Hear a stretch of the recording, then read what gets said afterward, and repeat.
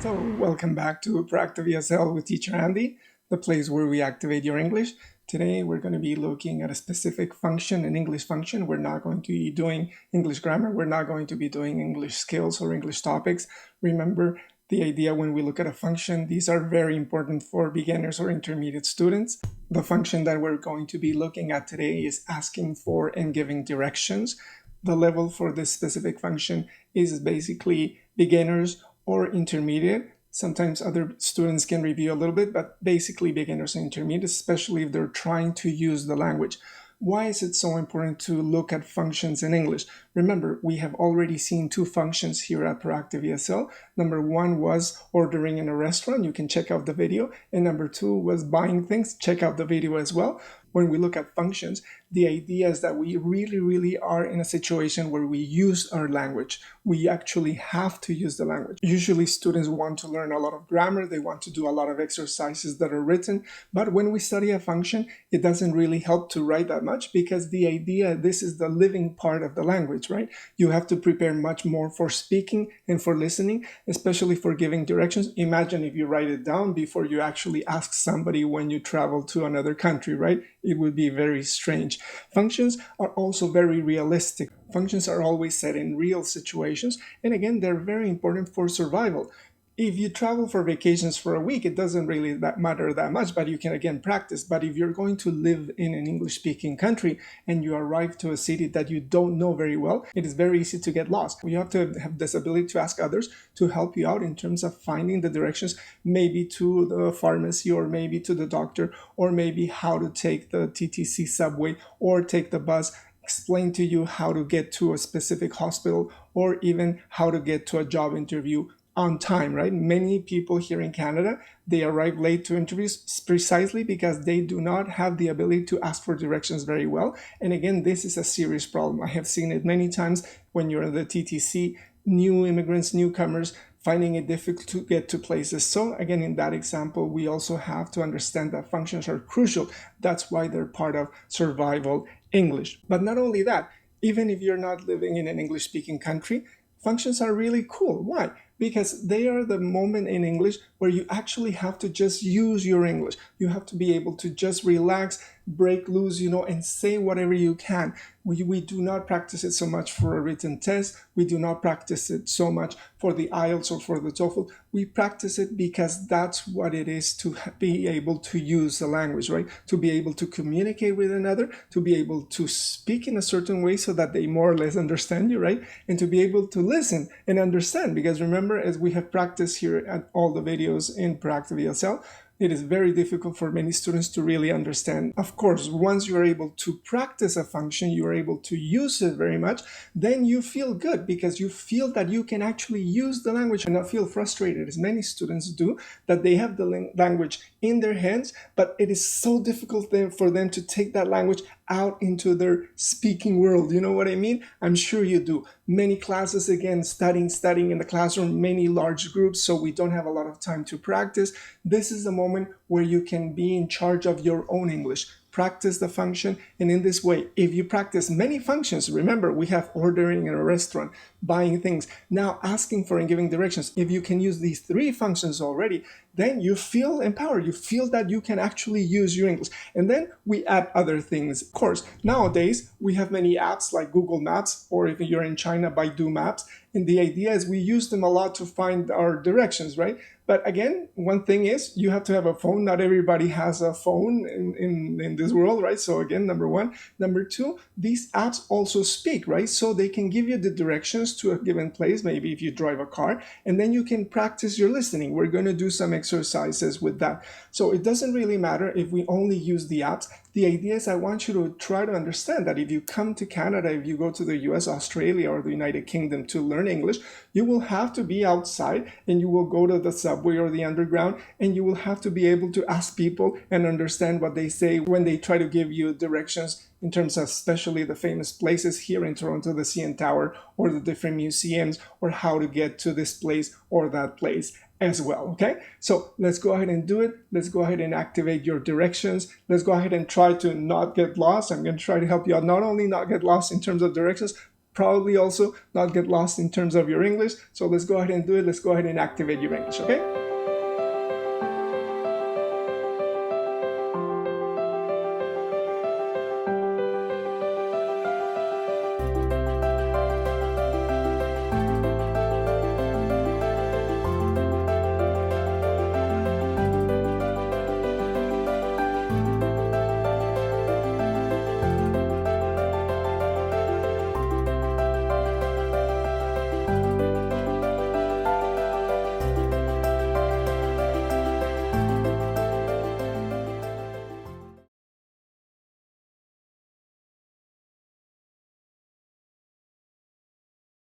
So welcome back to Proactive ESL with teacher Andy.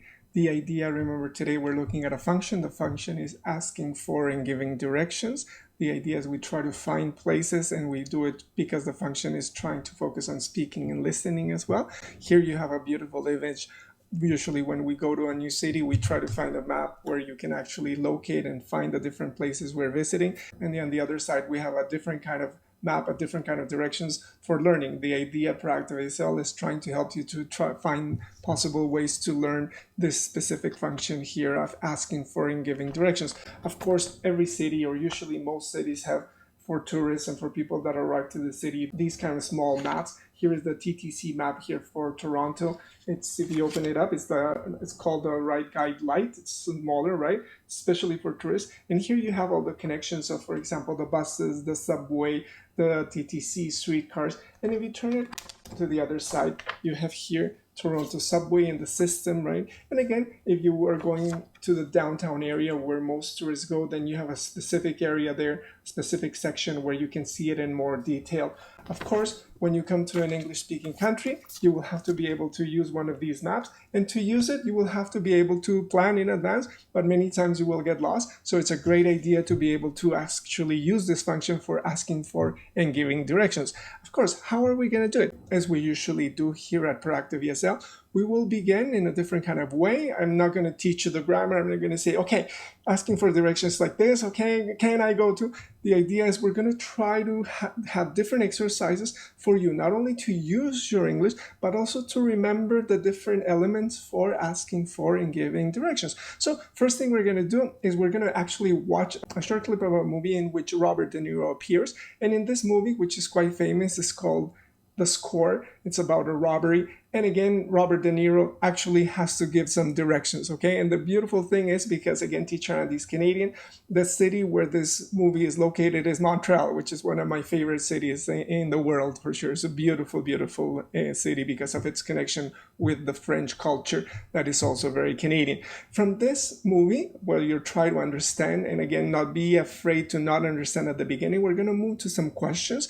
Usually here at Proactive ESL, we start speaking no matter what. Remember, if you're a more beginners or intermediate student, you always have the option of using Google and Google Translation app. The Google Translation app, you can take pictures, you can copy things. It will actually translate from English to Spanish, from English to Chinese, from English to French, whatever your language is. And not only that, it translates it, but also it can actually pronounce it. And it does an amazing job pronouncing it, okay? So go ahead. If you're not sure what the questions say, use the apps. Learn to use the apps, because that way you can become much more independent for your learning. This is what we want. We want independent learnings, not dependent on the institution. When do I go to class? If I go to class, I learn English. No, the idea is you can learn English right now, you on your own, and especially with these videos, and also contacting friends right now because of the COVID-19 situation, with which to speak a little bit, right? So from there, from the questions, we're going to look at some vocabulary. We're going to look at an intersection so that you can see some elements that I've taken pictures here in Toronto so that you can have a look at what an intersection is, some of the vocabulary that we have here in Canada looks like.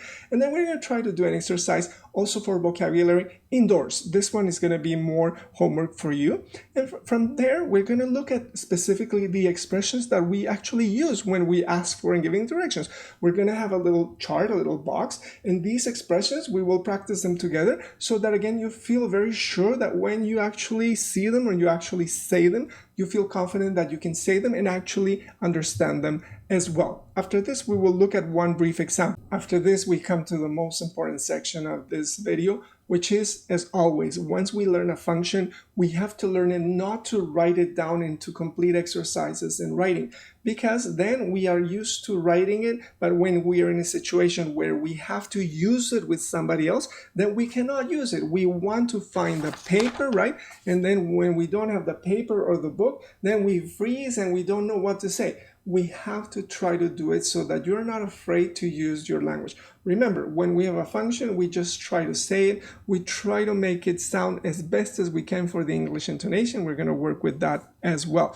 Once we look at the function in a specific conversation, then we're going to do many exercises for listening to the function. Now, for this function, of course, we're going to start easy with a smaller kind of map. And for this smaller kind of map, we're going to go to an old kind of city, an old town in the Wild West kind of a situation. And then we're going to do 5 examples. You're going to see how it works.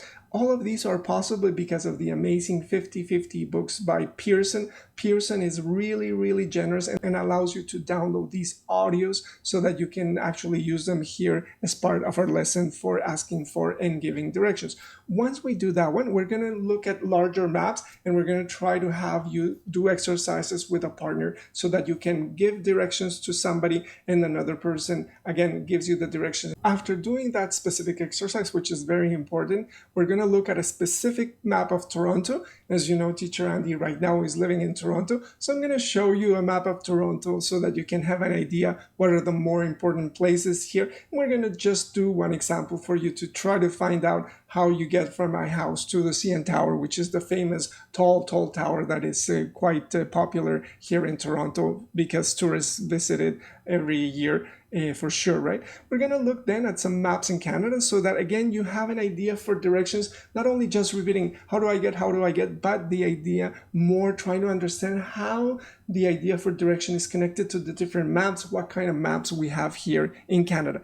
Finally, you will have, as usual, the homework that we set up for you so that we can do some exercises at home and you prepare for the private lesson that we will set up together using Zoom or Skype or any other app for the virtual situation that we are in right now. For this homework, you will have different exercises. We will again try to use all the different elements from the lesson so that you can practice more and more and more. And the idea is, of course, most of the exercises are going to be for you to actually use the expression of asking for and giving direction. Please remember, if you like the videos, please give them a like. Please go ahead and subscribe to the channel if it helps you out. It's really important so that we can continue doing more videos as we progress in this year. And the idea for now, let's go ahead and do it. Let's go ahead and start the activation of your asking for and giving directions. Let's go ahead and start. The first exercise we're going to do is one that is going to be maybe a little bit shocking if you are a beginner student, but don't worry about it. The idea is for you to feel good about not being afraid of English, okay? So what I did is I have a little short clip of a movie called The Score. It's set in Montreal, in the city of Montreal, which is here in Canada. It's a beautiful, beautiful city.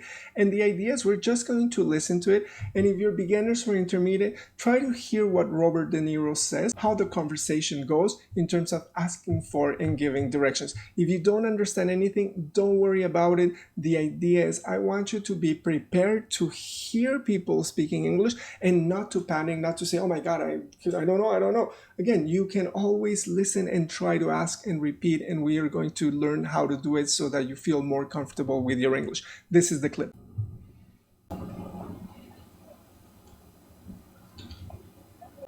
Excuse me. Can you help me, please? Can you help me? Last Norman, Yes. you go to the corner, you make a right, you go 2 blocks, two blocks, then a left for 1 block. Again, please? 2 blocks on the corner, 2 blocks this way, 1 block back to the left, and you're right there. Okay, thank you. Thank you, Nick. What? What'd you say? I said thank you, Nick. So there you go, right? It's a very good movie. If you can watch it, if you have Netflix, I think it's on Netflix right now. And again, you see how they speak quite fast, right? For a beginner student, maybe for intermediate, it's okay. But again, the idea is that's the way that people speak when you ask for giving directions here in Canada, specifically, or any English-speaking country. So you again have to be prepared not to be afraid and to be able to use the language, to be able to actually, again, find the places that you need. Remember, this is survival English. So if you have a job interview and you have to be there at 9 o'clock in the morning, you have to prepare the day before so that you know exactly how to get there. Here in Canada, you cannot say, oh my God, the bus arrived late, or the TTC, the subway ride, had a problem. You just have to arrive no matter what, especially if it's your interview, especially if it's the first time that you have contact with somebody. This is, remember, very important in terms of understanding that the English language and the culture are very connected. And that's an example here in giving directions where you have to actually get to places at the time that people say, and preferably 10 minutes before. Okay, so let's move on. I hope you were able to understand at least part of the video by Robert De Niro. Again, if you didn't understand, don't worry about it. We're just going to continue and go ahead and look at the lesson. After we finish the lesson, you can go back and listen to the movie clip, and you will be surprised that you actually understand what he said and how they interacted together. And what for me is very troubling is to see people like you trying to use your English and again being afraid to use it. And so for me at Proactive ESL, the number one thing is use your English. It doesn't matter if the pronunciation is perfect. It doesn't matter if the grammar is perfect. Again, we have videos here in Proactive ESL where we focus on grammar, but even those we focus on using the grammar, right? Again, the idea when we start a function here at Proactive ESL, we have, as usual, some questions. These are the questions for directions, and we're going to read them together, and we're going to try to work with them as much as you can. Now, there are 5 questions, and of the 5, I want you to choose 2 or 3. And again, as usual, I want you to not think too much about it. Don't write the answer, but again, use your phone. Use your phone. How are you going to use it? Remember, you set the timer for 1 minute or 2 minutes if you are intermediate and you can speak more than 1 minute, which is difficult for beginners, right? So the idea is we look at the question, record yourself, send me the recording so that together we can check and see how your pronunciation and your intonation are going, okay? So question number 1 is this one. Is it easy for tourists to get lost in your city? Why? Which are some especially difficult famous places to find, or why, right? So again, here in Toronto, we have many famous landmarks, special places. Of course, the CN Tower is very easy to find because it's so tall, right? So it doesn't matter where you are, you can actually see it almost from everywhere. So tell me, what are some really difficult places to find in your city? Or how difficult is it to find places in your city? Are your cities numbered? Are your cities with names? Here in Toronto, remember we use names, so we have Dundas College, but other places, for example, where I lived for many years, Bogota, the capital of Colombia, it is not with names, it is with numbers. So it's sometimes a little bit easier because you just count street 1, 2, 3, 4, 5, 6, 7, 8, 9, 10, right? And again, the idea is you can find it in the map very easily. But here, if they tell you, okay, go to Dundas, West and Ossington, then you really have to know where you're going. And the problem is sometimes the same street appears many, many times, especially if it's a famous street like Dundas. For question number 2 is this one. What is public transportation like in your city? The most people use cars, bicycles, trains, or buses. How does that affect your city? What do you use? Again, remember, when we talk about directions, we have to try to think beyond the just repeating. How do you get to? How do you get to? Can I? Again, the idea is if you can do that, and we're going to do it later as we progress in the lesson, but I want you to understand that learning a language is being able to express what you think, your ideas. For example, in this one, how good is public transportation in your city? Do you have problems? Is it packed? How do you take it, right? Or do most people use cars? Why do they use cars? What do you actually use to get home, to get to work, again, to buy the groceries? As you know, here in North America, especially depending on the city, but the car is very popular. And again, this is a problem for public transportation. Question number 3, how much does it cost to take a taxi, a bus, or train in your city? Why do you think public transportation is so important? Why are cars so popular? Again, connected to the previous idea, but now tell me about the costs, okay? Is it expensive to take a taxi? For example, here in Canada, very expensive to take a taxi. But in another city, for example, in Colombia, many cities, it's very cheap. You can, again, they're smaller cities. So again, when you take a ride, they're going to be short. So of course you can do it much more frequently, right? Number 4 is this. Do you have a good sense of direction? Are you good at telling people how to get to places? You know what I mean, right? This typical example of couple, a boyfriend, girlfriend, or husband, wife, or a partner. And the idea is, okay, how do you get to this place? And one person says, I know. And you know what I mean, right? They get into a fight because one believes that they're excellent at giving directions. But how about you? Finally, we have this one over here. How have apps like Google Maps and Baidu Maps changed everything? Can they replace our sense of direction always? Again, remember, now people travel and they cannot leave their phone. They have to take it with them at all times. And they use Google Maps and they constantly look at Google Maps, right? Everybody knows Google Maps. Here I'm opening it up. And here you have all the information, you type it. And again, really, many times we don't even use our language to try to ask for and giving directions. Now, this is easy first if you are a person that has a good phone, right? Most people and many people that arrive to Canada are immigrants. They are not the richest people in the world. They arrive with their family. So not all the children can have immediately one iPhone or one Samsung or the latest Samsung phone. So again, it is really true that even here in Canada, many people have to be able to ask for and give directions. Not to mention that many people arrive here and because they come from countries where there's conflict, they don't know really how to use technology. Okay, so go ahead and choose 3 of these questions. Try to record yourself for 1 or 2 minutes. I prefer 1 minute if you're beginners, and just do it. Remember, don't think about it too much, don't write it too much, and just express your ideas. Okay, let's go ahead and move on. Remember, usually when we have an exercise like this, I try to participate so that you believe me that I actually do the exercise. So here's my phone. I set it for 1 minute and I have not prepared the question at all. I really haven't. So I'm just going to start it and try to answer one of the questions as best as I can. Okay, here we go. I'm going to try to answer question number 2. What is public transportation like in your city? Do most people use cars, bicycles, trains, buses? How does that affect your city? What do you use? Okay, so here we go. Ready? 1, 2, 3, go. I have 1 minute. So here in Toronto, public transportation is not the most important form of transportation. We have a lot of highways and people live outside the city. So they come to the city to work and they use either their cars. And so there's a lot of serious problem with traffic jams coming into Toronto. And the idea is the public system that is really, really good is mostly connected to the main city, the GTA, they call it here, the Greater Toronto Area, but specifically to Toronto. Of course, if you live inside Toronto, then it's great because you have access to the subway, you have access to the public buses, you have access to the streetcars. But if you're outside the city, then you have to come into the city and from there start to move using the public transportation. Finally, here now we have more and more use of bikes. There are many bike lanes in many of the most important cities. In many of the most important streets. You see, even teacher Andy makes mistakes doing the exercise. And the idea is now people use a lot of bikes here because it's a city that is connected to the lake. As you can see, again, the alarm went off and I just spoke to you for about a minute. I did not prepare it. I did not write it down. And I'm just going to turn off the specific timer. So again, try to do the same thing so that again, you feel that you can say many things. Of course, it's more or less easy for me because I know English and I can say many things of what I want to say and express them. But again, I want you to think about your city. I want you to feel that you want to talk about your city to somebody else who speaks English. And again, if you at the first time you try to say it and you have a lot of mistakes, then don't worry about it. We continue the lesson. You can come back to the lesson, then write it down. Remember, we have a lot of homework and then you can redo it again and again so that each time you feel much more comfortable when you actually sort of answer one question for 1 minute or 2 minutes. Okay? Good.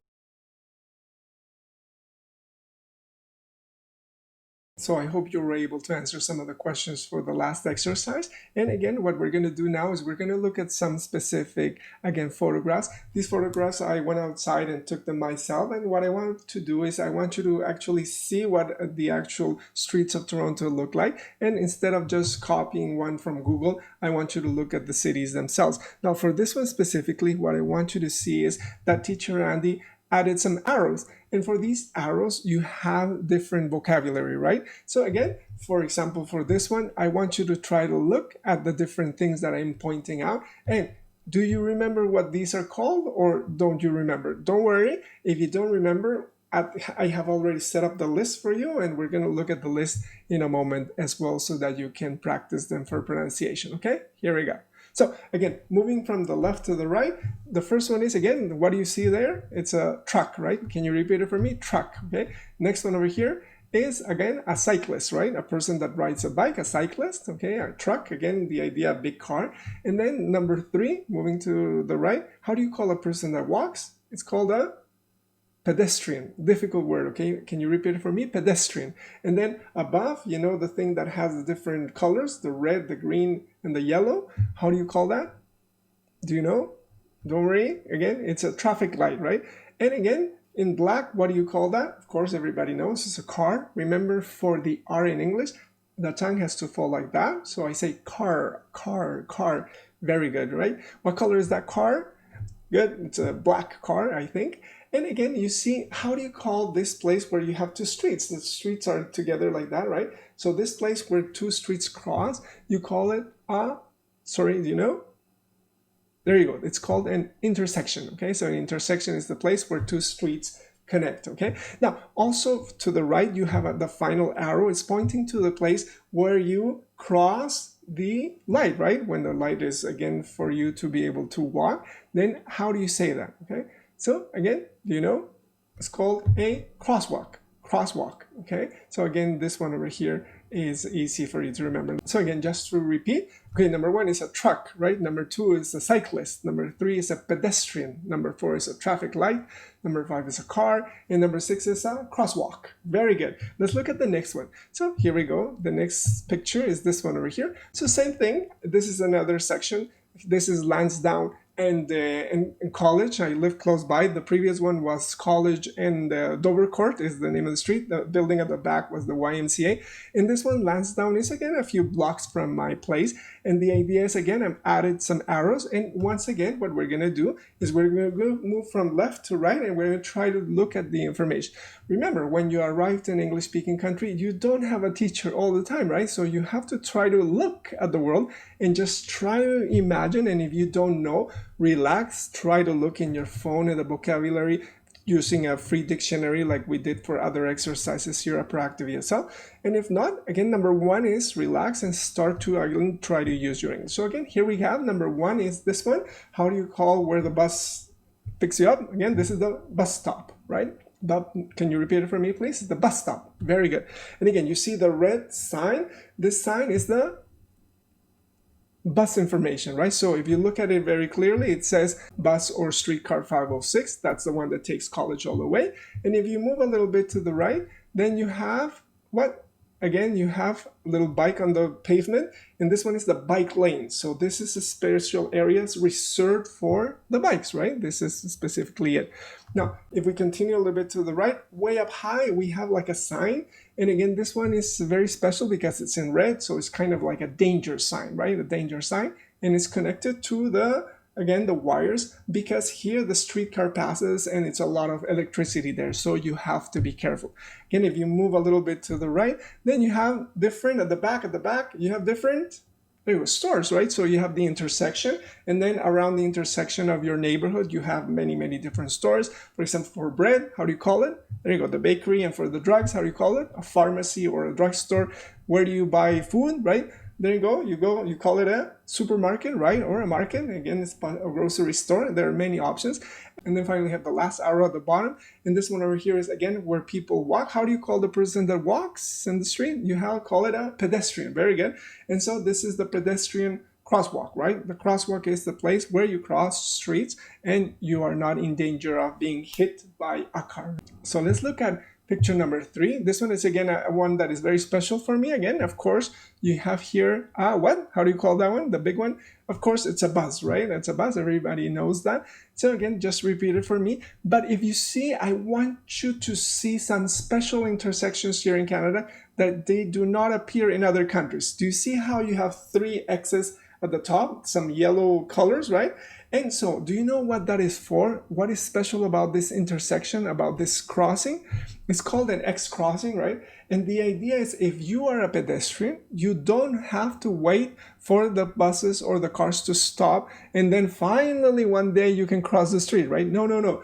If you press a button, right, then then the yellow X's start to blink and blink and blink. And if you do that, the cars or the buses or the streetcars have to stop. You have the right of ways of a pedestrian. And I know many of you from other countries, this never happens. It's very dangerous when you cross the street in other cities, like for example, Bogota or other cities in different countries. The idea is here, it is amazing, especially if it's the first time that you come to Canada, you see this and you're just amazed that pedestrians have this power to be able to control the traffic, okay? So this is picture number 3. Let's move on and look at picture number 4. Again, this one, again, very typical, right? Here when you arrive or in any specific city in the world, this is called a what? There you go, the bus stop, right? The bus stop or the streetcar stop. And what do they have, right? They have the name on the left, the red arrow on the left. It says College Street, again, because this is where the bus stop is. This one specifically is College and Dover Court. This is the intersection that I showed in picture number 1. And then you have the big, how do you call that? This one over here that I showed you at the beginning of our, there you go. When you have all the information, how do you call this? This is the map, right? So you have the system map, and in the system map, exactly like this one, this is one of the latest ones, you have, again, all the streets, everything is right there, all the bus numbers, all the streetcar numbers, and on the back, again, you also have what? You have the subway, right? The subway. Again, the idea is these are free. You can pick them up when you take public transportation here in Toronto, so it is great because, again, the city helps you so that you do not get lost. Not many cities do that. Other cities, you just get lost and it's kind of dangerous sometimes, right? So again, let's move on. Again, for arrow number 3, you have, again, a lot of stores. The next one is, how do you call the place where people walk? You call it a sidewalk, right? A sidewalk. Can you repeat it for me? Sidewalk. Very good. And then how do you call that blue thing where people throw the things that they don't want? There you go, the garbage can, right? There's blue because here in Toronto, the blue means that you recycle, you use again, and again, you separate the garbage so that you help the city to be clean, right? And then finally, the last one is here. You have the black thing that is tall, and then on the top, you have the light. This is called a post. A lamppost, right? And here, because I live in Little Italy, you see how they're older and quite beautiful, really, to see. Now, this one over here is one example for you to actually see what a bus stop looks like here in Toronto and not just look at any general bus stop. Now, finally here, again, if we're talking about directions, if we're talking about streets, of course, we have many, many signs. Now, of course, here in Toronto, there are thousands of signs. I can't show you all of them, but I picked this picture that I took the other day because I think it's kind of neat. So again, first of all, you have, again, the name of the street. This one is pretty famous here in Toronto. It's College Street. It's quite famous because it's a street that has, number one, a streetcar, so it's really, really beautiful. And it also has bike lanes. Many cyclists take this street to move along in the city. Now, after you have the name of the street and the number of the street, right, you have the specific signs. One that is kind of strange, right? It's called traffic calming zone, right? So calm down, calm down. The idea for this one, again, I have only seen it here in Toronto. The idea is to relax, right? Don't drive very fast. Again, very Canadian, to be relaxed, not to be angry, not to be upset. It doesn't work all the time, but the sign says, okay, calm down, calming zone. So there you go. And look at the next one. The next one is kind of cool as well. Same idea. You have this animal, right? You see the green and kind of red animal. How do you call that animal? This is called a turtle, right? So the turtle, and it says, please drive slowly. That's kind of funny. That's kind of amazing, right? Again, this visual element helps people understand that here in Canada, people have to really learn how to drive. Compared to your own country, in your own country, do people, again, have the traffic calming zone? Do they drive slowly like turtles, especially when it's, of course, a neighborhood, right, with children playing? Or do they just not pay attention to any of the laws and you don't have X crossings like we did in picture number 3? Okay. I hope these pictures I hope these pictures give you some idea of what some of the signs, what some of the intersections are like here in Toronto. Okay, let's move on. So again, remember, don't worry if you didn't understand everything from the video and the pictures that I showed you. Don't worry, I have the list here for picture number 1, picture number 2, number 3, number 4, so that again you can practice them and see them. What we're going to do is we're just going to basically look at the pronunciation for them. If you again are a little bit lost, again use your app for the free dictionary. Remember, it's free and you can download it. And again, look at all of them. Use your Google Translate to translate all of them. But now here what we're going to do is we're going to look at the pronunciation. Again, rewind the video and listen to it again after we do the pronunciation of these words. Okay, for picture number 1, let's do it together. You have intersection. Good. Curb. Then you have different names for streets, right? We're going to go ahead and do it. Street. Avenue, road, boulevard, and avenue again, sorry about that. Next one is traffic light, pedestrian, then different, car, truck, bicycle, motorcycle, pedestrian crossing, right, or crosswalk. So picture number 2, we have bus stop, bike lane, corner store, Tim Hortons, I forgot to mention it. It actually doesn't appear in the picture really. So, but Tim Hortons is a coffee shop here, very famous in Toronto. The bus number sign, information sign, the danger sign, remember we looked at it really above with everything, and then you have the crosswalk to walk. Then you have for picture number 3, you have of course the bus, the TTC bike rack, I forgot to mention it. Look at the bus and then you have a place where you put your bikes at the front. You call it a TTC bike rack. Can you repeat it? And then remember the X's, the X pedestrian crossing, right? And again, question is, do you have one? Do you have one in your own country, right? In your own city? And then remember for picture number 4, we have the bus stop, the TTC map, which I showed you, the lamppost, the garbage can, the store, and where people walk. How do you say it? The sidewalk, right? Can you repeat it for me? Sidewalk. Then finally for picture number 5, remember the signs. You have the sign. You remember always the calming zone, the traffic calming zone, the drive slowly, and what is the animal? How do you call it? The turtle. Now, what I want you to do is I want you to go out in your own city. Remember, you don't have to have a city where you speak English to be able to find the things that we can actually do in English as well. So go ahead and take pictures. I want you to try to find a parking meter, a fire hydrant, a street vendor, or whatever you want, and then take the pictures, and with arrows as well, try to, again, learn the vocabulary. What kind of things are there in your own street? And then try to get this vocabulary, and then we can do it in the private class that we will set up. Okay, let's move on.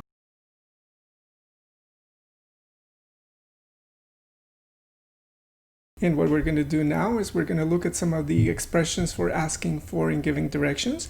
I created this chart so that you have all the information. What we're going to do is we're going to look at it.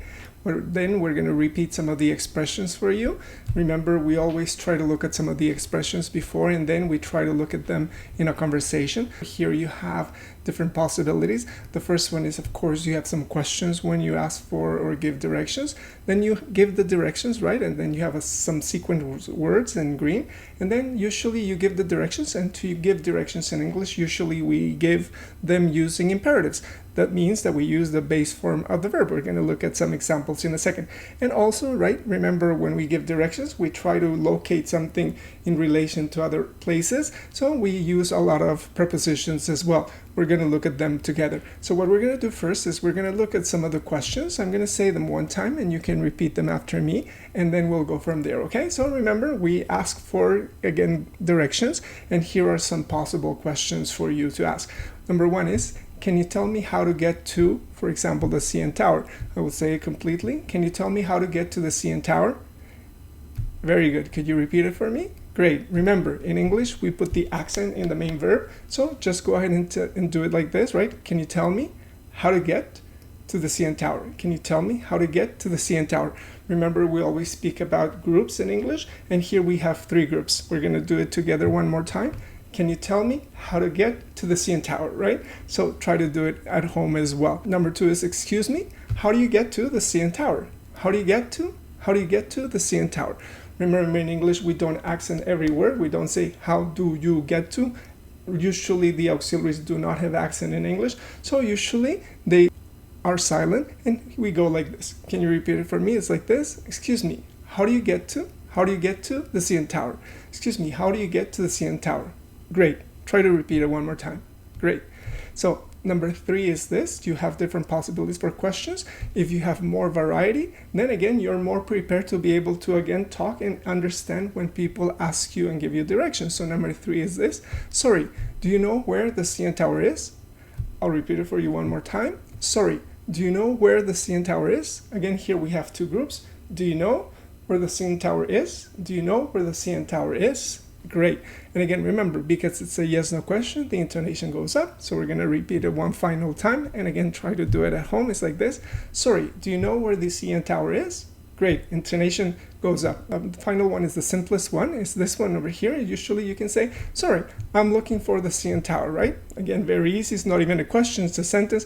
Or again, I have heard many immigrants and newcomers here in Canada when they just ask, where is the CN Tower, right? The most basic ones. Or they just simply say CN Tower. Or sometimes they will even show a picture. Again, whatever you have to do to get the person to understand you. And again, that's the way you do it. Maybe sometimes you forget the vocabulary. The idea is try to use your hands, use your expressions, use basic English if you forget one, if you forget the more difficult one. And again, the idea is here we have a variety of questions for you to practice, but it's another thing when you're actually in the situation and you have to try to use them, right? You get a little bit more confused.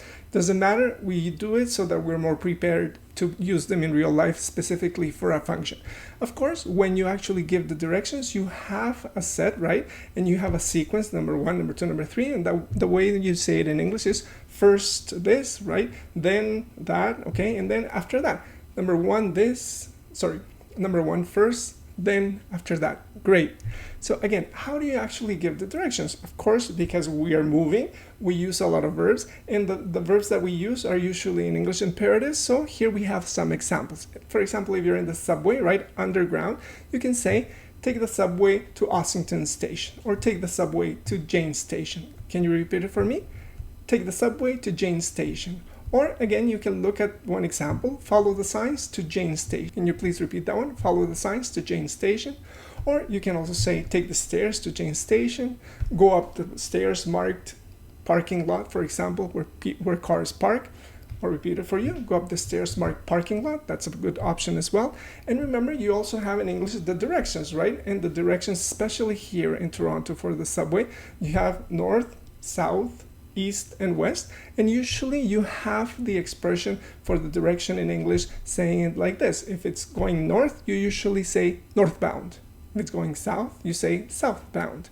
If it's going east, you say eastbound. If it's going west, you say westbound. Let's do them together one more time. So can you repeat that one for me? So again, if it's north, then it's northbound, right? Can you repeat it? If it's south, then southbound. Great. And if you have east, then eastbound. And then finally, west, westbound. Great. Try to repeat them at home one more time. But remember, you have to take the TTC, the public transportation, and you don't only use the underground, the subway, but mostly you also have to go again on the streets. And for the streets, we also have some specific verbs that we usually use. They're basic ones. Maybe you know most of them, but again, just to repeat them and remember they're imperative. Walk to Yonge Street, or go to Yonge Street, or the different streets here in Toronto, Bloor, Dundas College.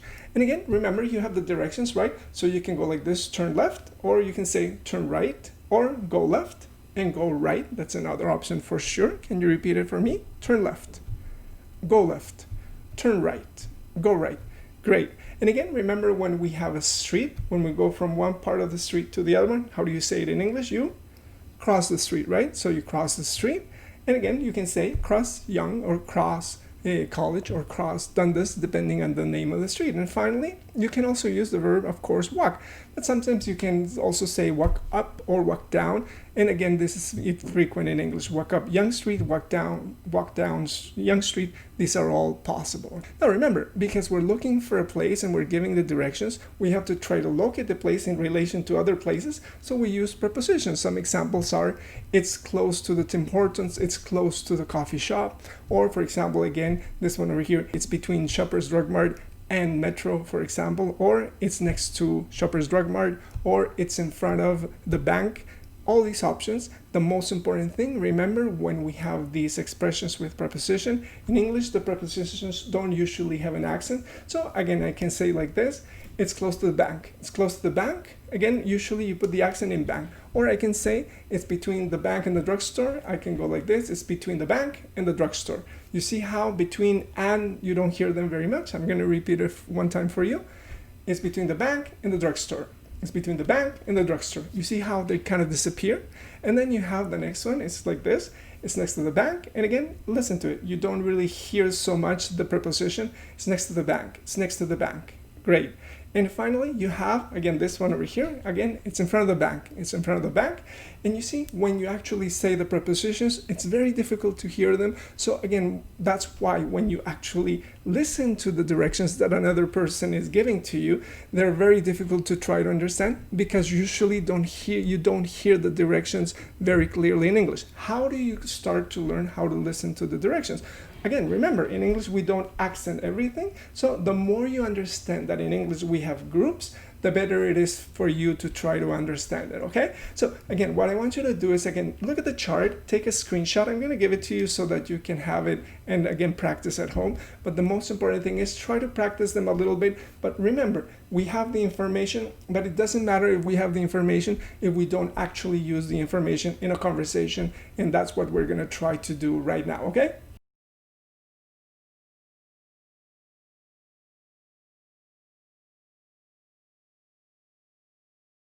So I hope that you're a little bit more used to the kind of expressions that we use when we talk about giving directions, right?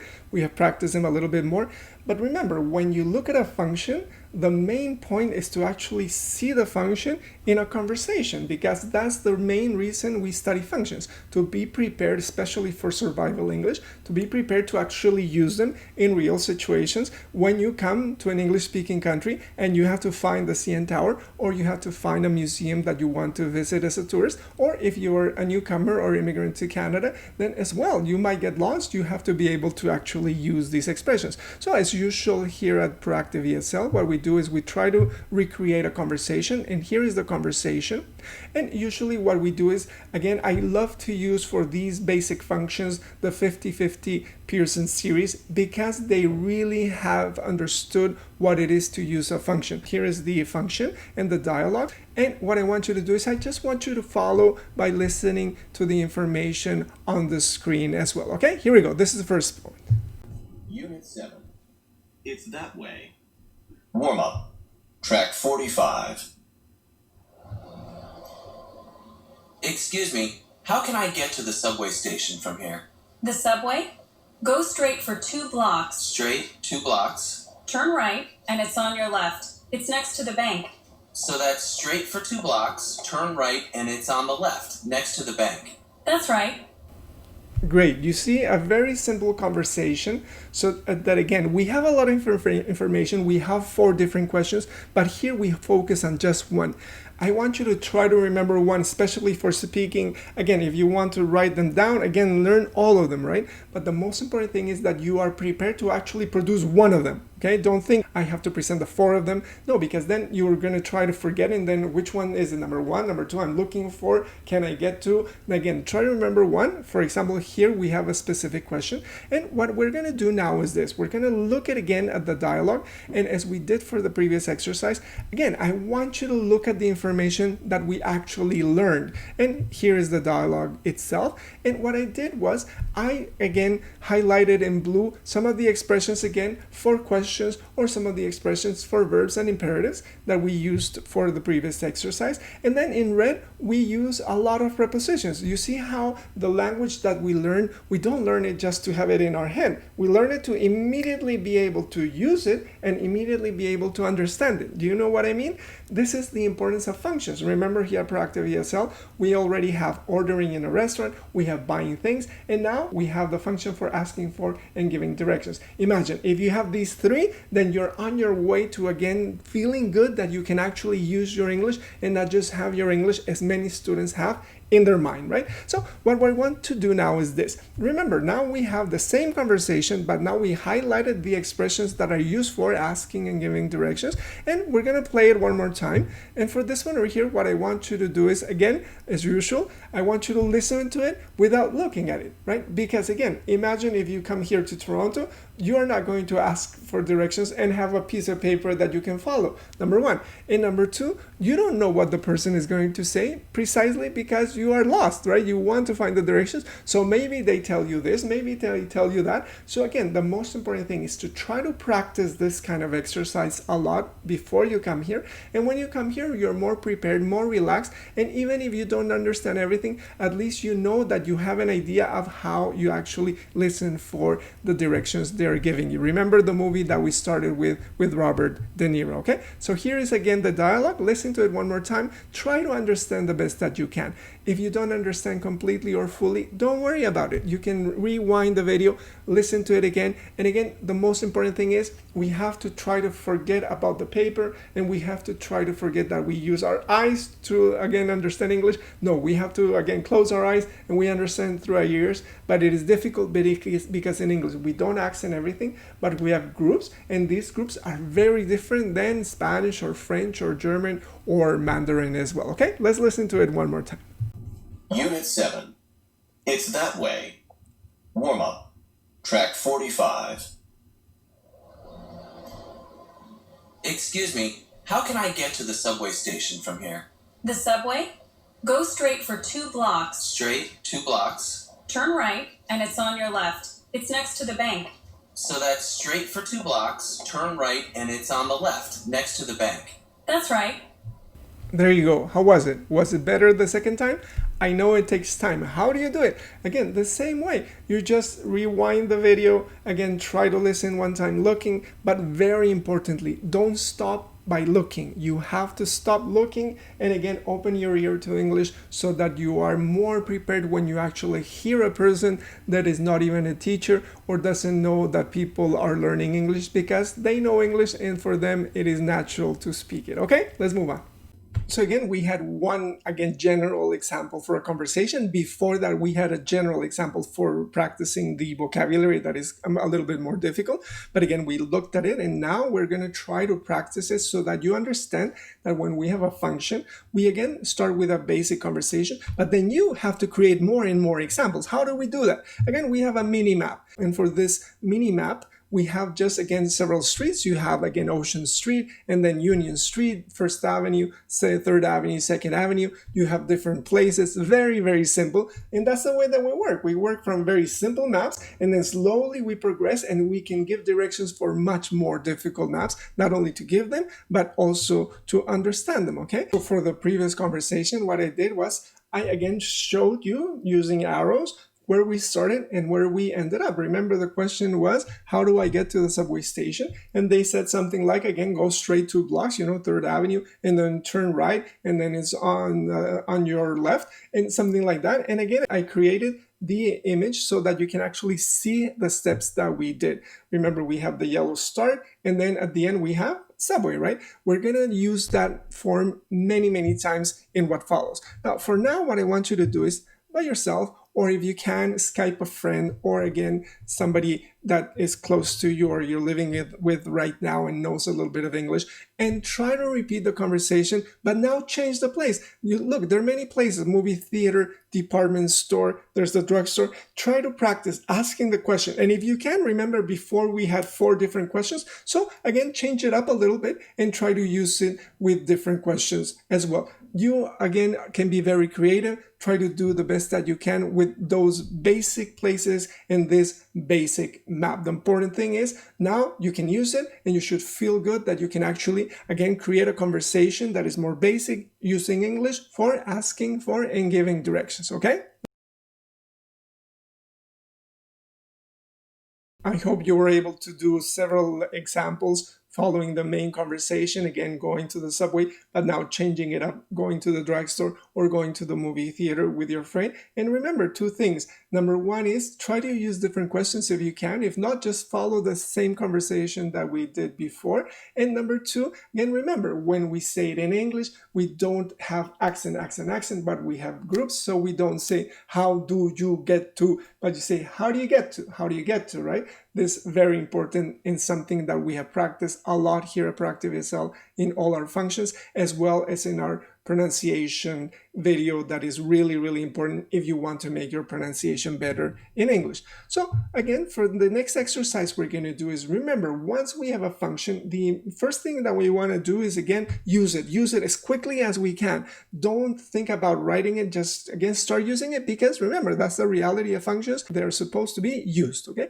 But again, remember, when you arrive to Canada or the UK or Australia and then you ask for directions, of course you have to be prepared to understand what they're saying to you, right? And that's the difficult part, because again, maybe I can memorize the question, how do you get to the CN Tower? I'm looking for the CN Tower, but am I prepared to actually be able to understand what the person is saying, especially because in English I don't hear all the different things. It's in groups and they're kind of lost. So for asking for and giving directions, we're going to use these examples, and we're going to start again with the more basic one. We're going to start with a little town, and what we're going to do is we're going to do 4 or 5 examples where they're going to give you some of the directions. And in the map, here's the map of the little town. I'm going to, again, open it up a little bit for you. You have different places in green. You see the bank, the doctor's office, the feed store, and again, different ones. And what I want you to do is I want you to look at the map. And if you see there are many different people, different places, there are several streets. It's not a big town, so you should be able to try to follow some of the directions. And if you look very carefully, there are some numbers, and what we're going to do is we're going to follow the numbers. If you look there, you have number 1. Do you see the hardware store right in the middle? There you have number 1. So of course, for example, number 1, we're going to start there. They're going to give you directions, and just like we did before, I want you to take a screenshot, right? And again, try to follow with arrows, and I want you to do it with a pencil, okay? Again, if you can, take a screenshot and again, print it out or using arrows. I want you to follow the specific directions that they give you, and we'll see if you actually get to the place that they tell you, okay? Remember, it's not gonna be easy because in English, we don't accent everything. So again, although the directions are short, right? I think it might be a little bit difficult if you're a beginner student, and maybe okay for intermediate students, but still it's going to be good practice for you. Let's go ahead and do number 1, okay? Listening task. Tracks 46 to 50. Conversation 1. Pardon me, son. Could you tell me where the hotel is? Sure, mister. It's just around the corner. Left or right? Well, turn left at the corner, and it's on the right, on the corner. Thanks. There you go. How was it? Again, it's very short, but I know that it is not easy to, again, identify the right, the left, and also that it is not easy to hear the prepositions, right? So again, that was example number 1. If you want to listen to it again, rewind it and again, listen to it one more time before I actually give you the answer, okay? So stop the video right now, rewind it, listen again, because in a second, I'm just gonna give you the correct path, okay? So here we go. Listen to it one more time, rewind it. There you go, try again. And here is the correct path, okay? So what are we gonna do for the correct path? Here is again the same, town. And what I did was the same thing. We start over here, number 1, and then we follow the arrow, okay? There you go. And then we turn left, right, over here as they say in the conversation. And they say it's on your right. So over here, it's on your right. And what's the name of the building? The building is the hotel. So here you have, again, the path that we followed. Now take a screenshot of this one. And again, same thing. Try to rewind, listen again, try to follow it. And again, try to follow the exact directions that we have here in the answers. And then when you're finished, rewind again, listen to it, and don't look at the answer. If you can follow mentally as you do when you come here to Toronto, right? They tell you, go straight on this street and then turn left and then turn right. So you have to be really prepared, okay? Let's look at exercise number 2. So the same thing we're gonna do for, again, directions number 2. And the same map over here, I'm gonna open it up a little bit for you. And again, try to find 2. It's over there on the right-hand corner, kinda. And again, listen to it, try to follow it as best you can. Conversation 2. Pardon me. Do you know where the doctor's office is? Yeah, sure. Go straight down Main Street here and turn right at the second corner. It's on the right in the middle of the block. Thank you. There you go. Very short, again, very direct. And if you get lost, then you really get lost, right? You have to be able to understand each part. So again, what we're going to do is we're going to again look at the map one more time. And one more time, I'm going to show you step by step so that you can again rewind it and follow it one more time. Now, please again, stop the video, rewind it, and listen one more time so that you don't have the answer, and then try to look at the answer. And the answer is this one. Remember here, we start over here with number 2. Again, we go straight ahead, right? And then we turn right, and then where's the doctor's office? They say that it's in the middle, right? In the middle of the 2 buildings. Try to do it one more time, okay? Let's move on. So here we go with example number 3. Same map as well, the town. And again, here we go. Conversation 3. Excuse me, ma'am. Where's the saloon? The saloon? It's just down Main Street. Just go straight and turn right at the general store. The saloon is down Main Street across from the hotel. Much obliged, ma'am. There you go. Very good. Okay, how was that? Was that a little bit better? If not, rewind and listen to it one more time. Here's the answer for you, okay? So we start over here with the map, and we have number 3.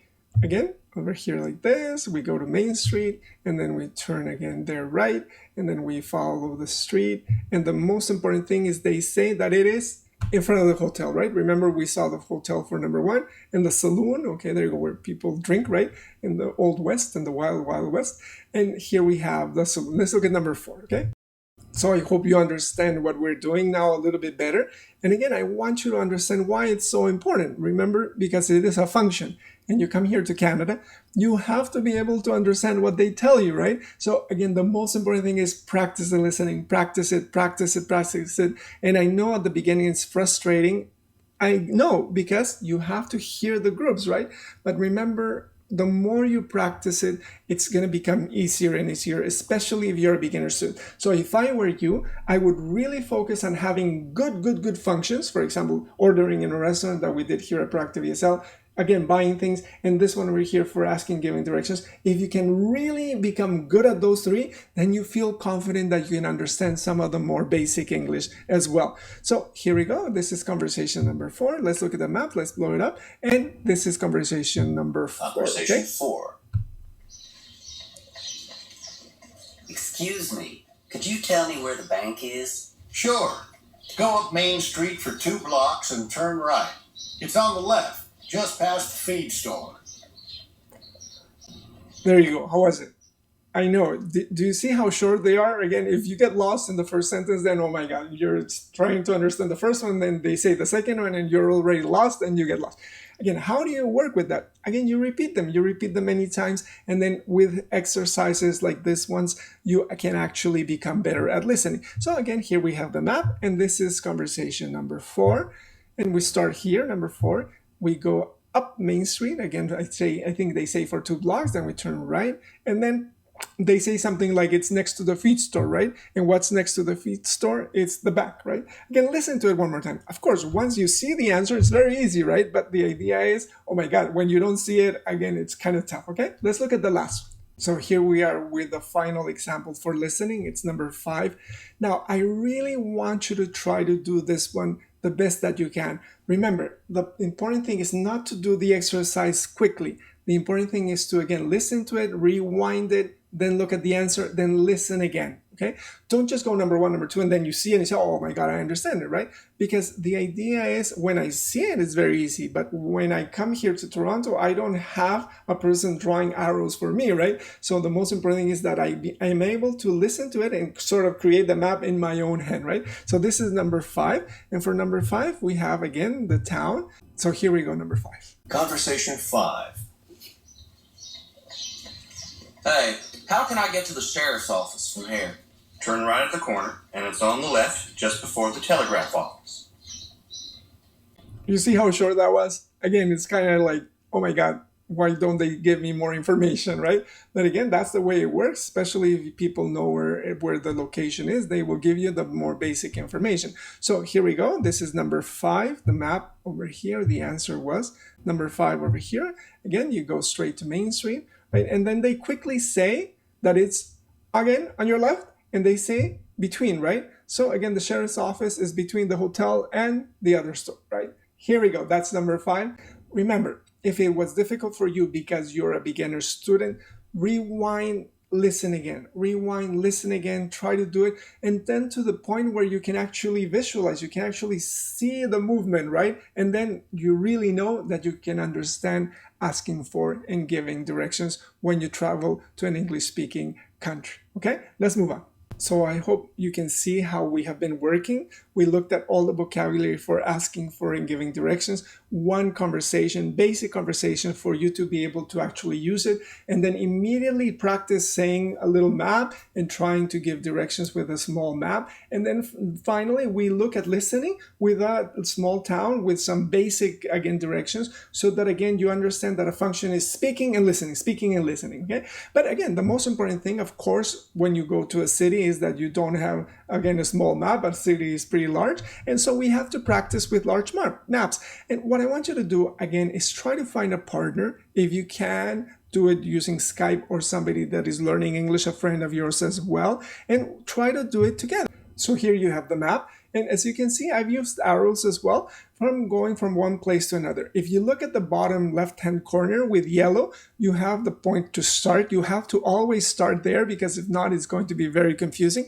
And at the top of your sheet of paper, student A has some places. You have to ask the questions to get to those places, right? So again, find the places. How? By listening to your classmate or your friend or your relative that is learning English or wants to practice their English, and you ask the questions. And of course, they have a different map. They have the map where they have the answers for you, and you have the map where you have the answers for them. That's why, because you have to get information, you need a real conversation, and that's a function. A function is when you actually have a conversation to get information from somebody that speaks English, okay? So here we go. This is the general idea, and here you have the map, and I'm gonna again open it up a little bit for you so that you can see the different places. Now, it's up to you. You can create any directions that you want. You can go down Spring Street, or you can go down Elm Street, or 1 block, or 2 blocks, or 3 blocks, whatever you want to do. There are parks, so you can go through the park, whatever you want. The idea is the other person has to, in the piece of paper,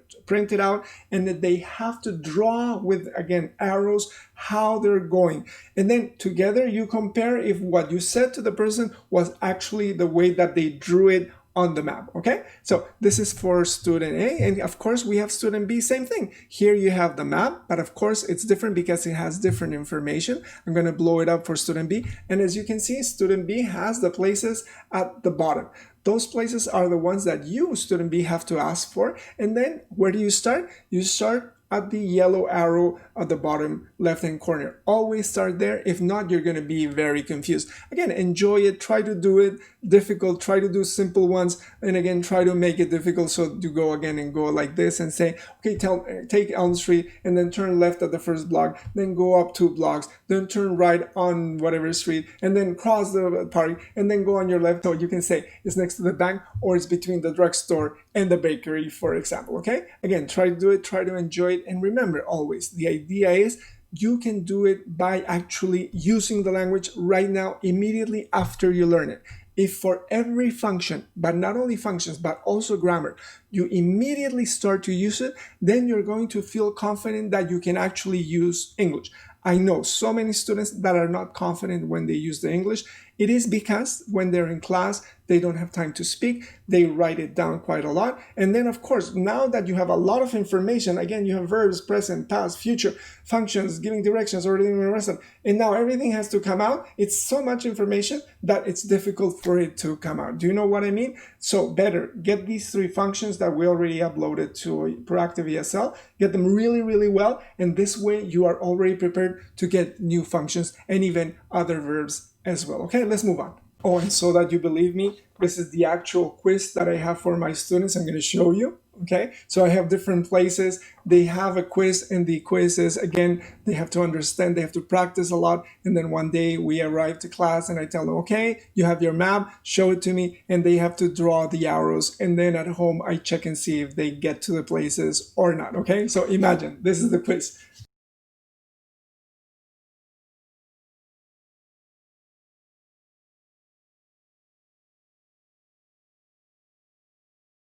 So we have been looking at different maps, but of course these maps are from books, right? And again, when you actually come to a city like Toronto, you have the real maps. Remember, I showed you the right guide, this one over here, where you can actually get it when you arrive in Toronto with the TTC or the streetcars.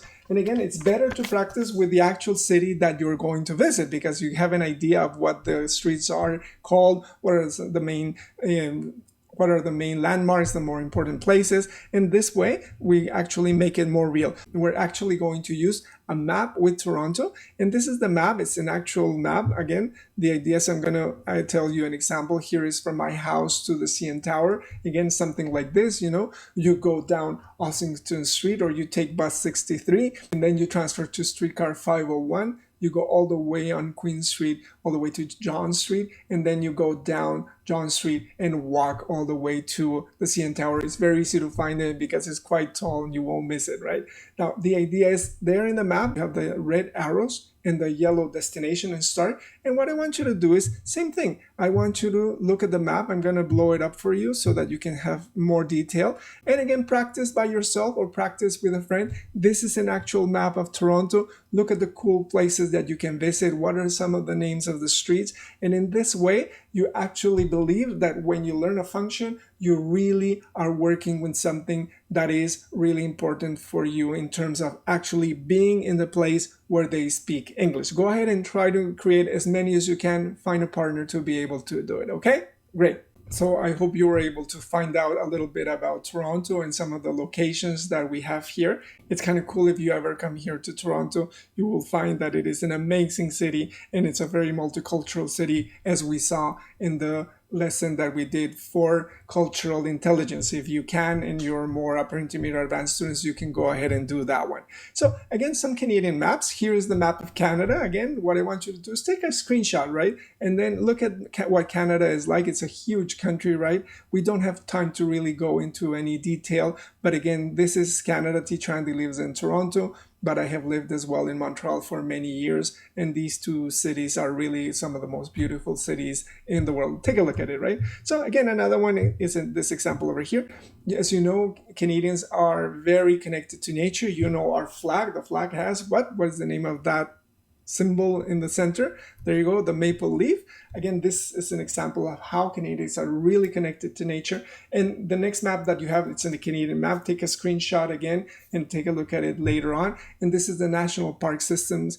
Again, for Canadians, camping and going outdoors and living with nature and being challenged by nature is part of their DNA, is part of their, again, history. And here you have many, many national parks. I have visited many of them, and they're just absolutely gorgeous, okay? Let's look at map number 3. This is the map for the areas close to Toronto. It's called Southern Ontario map, and you have many cities. You have Brampton, Guelph, Kitchener, Mississauga, Hamilton, and the most famous one, of course, you can again take a screenshot and look at it later on, is Niagara Falls. Everybody knows Niagara Falls. It's a beautiful place, and again, for this one, very, very nice. I have been able to visit most of these cities and stay in them for some time, and so I have been able to be there many, many times, especially to Niagara Falls. I have been there by train, by bus, and especially the one that I love the most is going there by bicycle. Here you have it. Take a screenshot, look at it when you have a little bit of extra time, okay?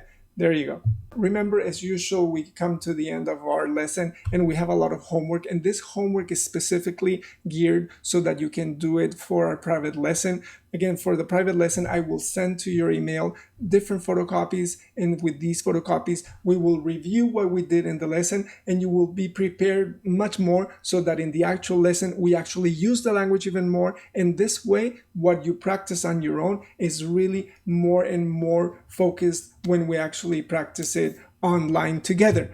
I check and see. Now, for the first one is, again, practice all the different conversations that we did. I'm going to send you a photocopy, and this photocopy has the image of an intersection, and it has a lot of vocabulary. You will have to write down what the vocabulary is so that, again, you can practice it, and not only just write it down for the spelling, but more importantly, to be able to pronounce it correctly. For exercise number 2 is this one over here. You have a map of Toronto. Again, this map of Toronto is, again, a more artistic artistic kind of map. And what I want you to do is I want you to do the same thing for your own city. I want you to draw a map. It doesn't have to be the perfect map. Try to do it more artistic as the one that we did for Toronto before, or this smaller one. It's even more cartoon-like. And what I want you to do is I want you to signal and draw what are the main attractions for your city. If you can do that, and you can actually, again, scan it, then send it to me, because I would love to see what your city is like and what are some of the specific places and streets that you would have to actually use if you were going to ask for and give directions in your own city, okay?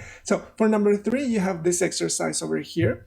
And for exercise number 3, I want you to, again, think about your English in terms of problem solving. We did this, again, Proactive ESL, the lesson for multiple intelligences. If you're more intermediate, upper intermediate, try to do it, because there we, again, try to focus on learning English to find solutions to problems.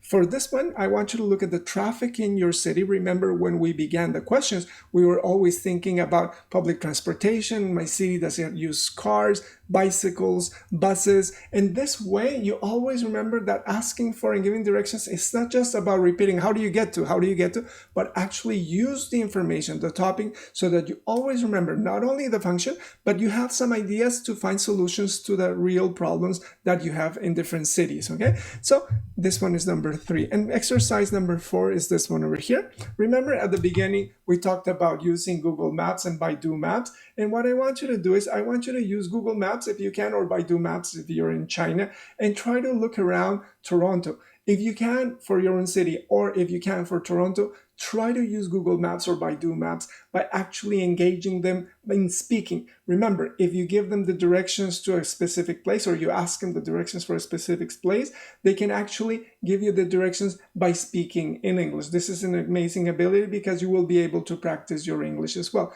Also, try to ask yourself if we lose very much by actually using these apps and forgetting how to, again, find the directions on our own. Finally, remember, we always try to set up our live class. We do it by using our Zoom app or a Skype app. And in these exercises, and at that moment, we will try to engage and try to do many conversational exercises, so that you feel now that you're a master for the function of asking for and giving directions, okay? So we have come to the end of another lesson, this one for a function.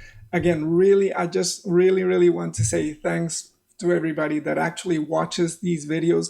I really do hope that you understand that sometimes they're long. I know YouTube videos are usually 10, 15 minutes, but I want you to understand that the idea for each specific lesson is that you become a master for that topic. Here we're doing the function of asking for and giving directions.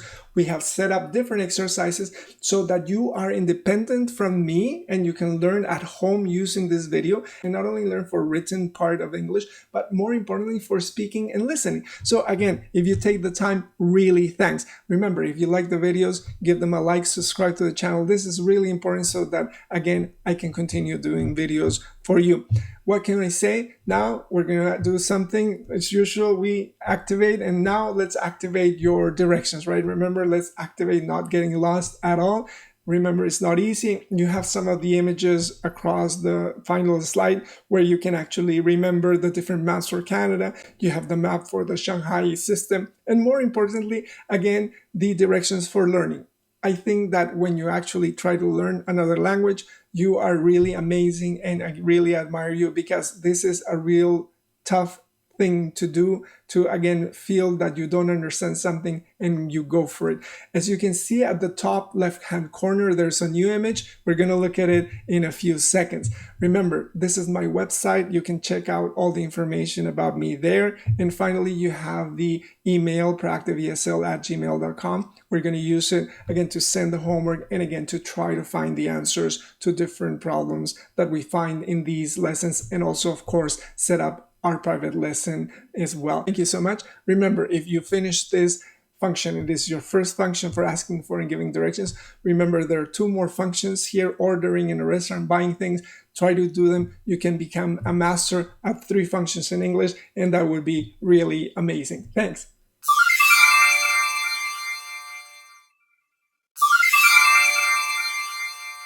but sometimes here at Proactive ESL, teacher Andy gives a special surprise, and for this specific lesson, we do have a surprise, and the surprise is very Canadian. The question is, what is an INUKSHUK? This is very, very Canadian, and we're going to talk about it a little bit. Now, the idea for this one is I have my keychain, and my keychain I'm going to show you. It's actually an INUKSHUK. This thing over here is called an INUKSHUK, and it's very traditional to Canada. It is traditional, of course, not to Toronto, but it is traditional to the Aboriginals of Canada, to the Inuit specifically. And remember, when we learn about Canada, many of the cultures here do not speak English. They did not speak English. They were forced to learn English. And because they were forced to learn English, they lost their own identity. They lost their own communities. And so we always have to remember that it is great to learn English, but English has a debt with many cultures around the world. And I'm sure you know what I mean. In your countries, sometimes there's a lot of pressure to learn English, and that pressure is not always the best pressure that you can have. Although, of course, as an English teacher, I love teaching English.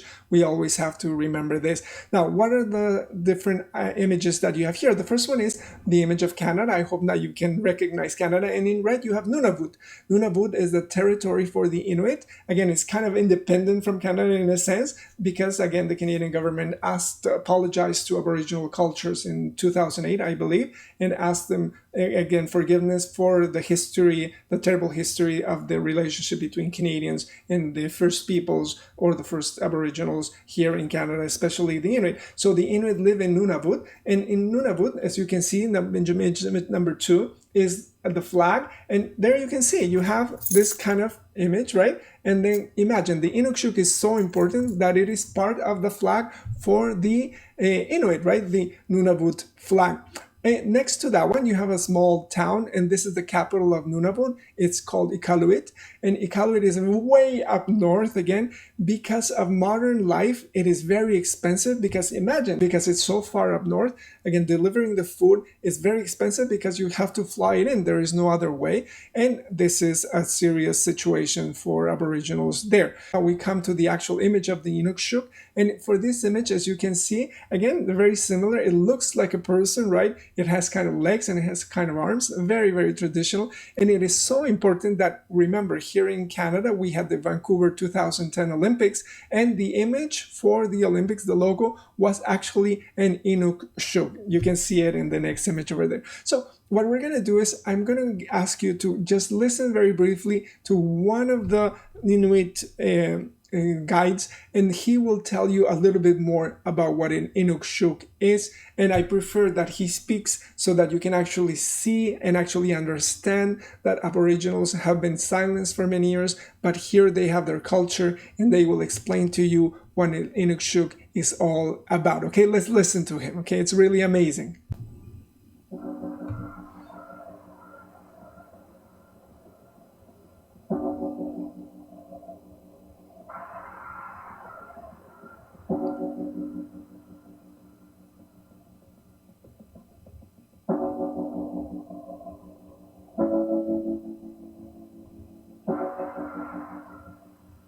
My name is Peter Litt.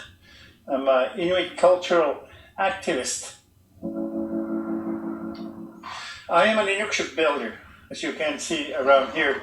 I've been building INUKSHUK within my Inuit homelands for many, many years now, for over 40 years. I grew up with INUKSHUK.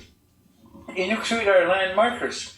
INUKSHUK tell Inuit from other parts of Inuit homelands they are survival. They are for survival. INUKSHUK are normally built around good hunting places. INUKSHUK are normally built around There you go, just some very basic information. INUKSHUK, they're for survival. Why? Because you can see the landscape. There are no trees at all. They're way up north, you know, and the idea is that you can get lost very easily. So that's why I would like you to think about the sense of direction. Can you imagine the Inuit? Their sense of direction must be so amazing that even though they have no trees in their landscape, again, mostly, again, snow, again, white outs, you can't see anything at all, they're able to find their way again, very, very well. So again, one exercise that you can do to have an idea for this sense of direction is this one. I actually have this specific book. That's the one that I'm using for the thumbnail. Is this one for actually, again, trying to guide yourself using a compass. It's called Wilderness Navigation. And once you learn about it, you actually understand what it's all about for the sense of direction. The exercise is very simple. What I want you to do is I want you to go to an open field, let's say a soccer field, something like that. Then close your eyes and then try to walk straight as much as you can. Walk maybe 50, 60 steps and try to make sure that you're going straight. And then when you finish the 50 steps, be careful, right? Of course, and so there's nothing there that is dangerous. And then when you finish, you'll tell me if you were able to actually go ahead and go in a straight direction. Now, if you're not, then something like this can help you understand what it's all about in terms of finding a sense of direction as well, okay? Thanks so much.